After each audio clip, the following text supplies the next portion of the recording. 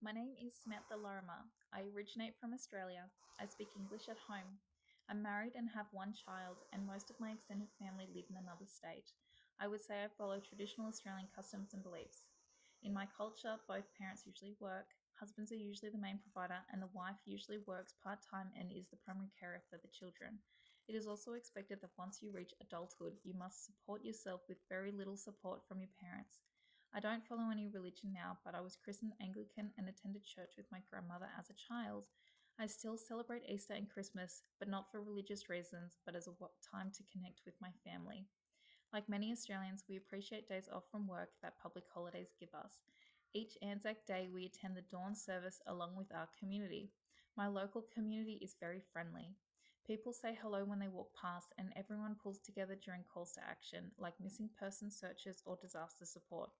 We embrace other cultures through food, enjoying a wide variety such as Mexican, Indian, Italian, and native Australian foods at home and in restaurants. Australians love spending time outdoors doing fishing, camping, hiking, and having barbecues. We value and respect nature, protecting it through national parks, bushland reserves, Clean Up Australia Day, and organisations that care for injured native wildlife. Many of us grow native plants at home, and local councils give new citizens a symbolic Australian native plant during citizenship ceremonies. I have reviewed the MARTA policy on cultural safe healthcare. My thoughts is that the policy's goal is to recognise and respect people's cultural identity, beliefs, and customs. They do this through supporting and developing cultural competence through their staff. The key points of the policy are to provide person centered care of the preferences and values of individuals, provide inclusivity and welcoming environment to people of all faiths and cultural traditions, provide accessible and equitable healthcare to patients and carers that is culturally responsive to people who are from culturally and linguistically diverse backgrounds. The policy aims to achieve cultural safe healthcare by ensuring all MARTA representatives take responsibility to use appropriate language. Customs and practices are valued, observed, and practiced when dealing with people from diverse ethnic, linguistic, cultural, and religious backgrounds. This policy supports a patient's dietary requirements. MARTA representatives must include the patient's needs and preferences in care and identify and consider religious and cultural dietary requirements and food preferences of patients. MARTA provides training opportunities to their staff so they are competent and confident to engage meaningfully with Aboriginal and Torres Strait Islander patients and visitors, as well as patients from culturally diverse backgrounds. All MARTA representatives statewide are responsible for the implementation of this policy.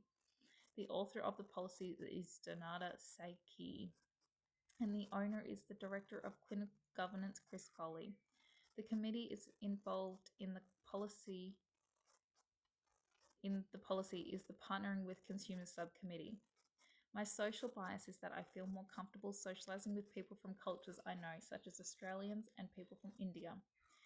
I may assume communication will be easier with patients from cultures I know well, which could lead me to assume or overlook the needs of patients due to small differences in these cultures. My personal cultural bias is that I assume most people view time and punctuality the same way I do. This creates a cultural bias because some cultures have more flexible approaches to time. I may expect patients to follow strict schedules or make decisions quickly. If their culture has flexible approaches to time, I could wrongfully interpret this as non-compliance or lack of interest.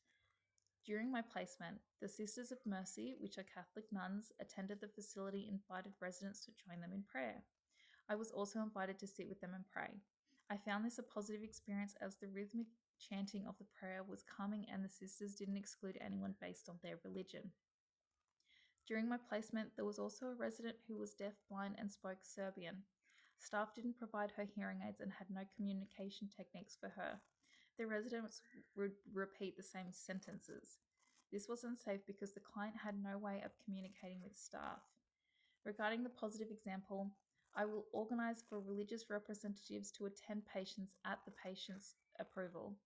On the negative, I will ensure if my patient has hearing aids that I will check they are wearing them during communication.